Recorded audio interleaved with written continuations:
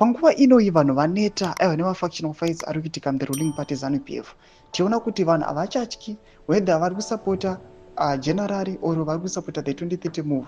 People, they are now openly telling each other eye to eye, calling a spade a spade. Aiwa vasingambovanzirani zvakunopa kunzi panguva inoi aiwa these guys, they are in a deep time. I will not subscribe or like on the bell icon. Timira pakomana aiwa vagenerari vamuri kuona paende kanzi Team Chwenga ava vanobuda vatira mashika vachiti there is only one commander of the Zimbabwe Defense Forces who managed to do what the late Solomon Mujuru and Vitalis Zvina-Washe failed to do.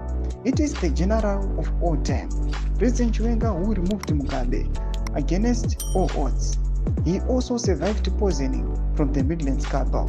Mbopai General Sando izvezvi Grace Nachatunga vaidai vachiti tonga tombasvika noyachitongo navakomana ava muri kuona kuti aiwa vari kuenda nhau dzavo vachiti aiwa ndo oga general vari kunzi vari kuita zvakakonewa nevazhinji and they are executing aiwa mawitches ana Solomon Mujuru navachitadisi Zvina-Washe.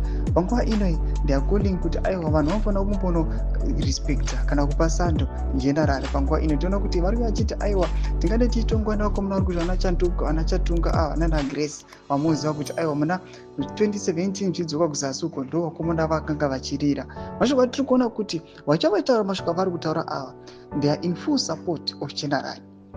Even if you see in their speech, they're including the title kuti aiwa President Chwenga, which means vagara vatotora title kune mutungamiri wenyika Emmerson Mnangagwa vatoisa pana general vachatopotarisi kana kutomboziva kuti aiwa mutungamiri wenyika title iyoyo anongoideserva nyanga achiripo. Mashoko ari kutaurwa panapa tinoona kuti aiwa this thing aiwa chava serious and gore rino 2025 people they know kuti aiwa hatisati tatanga.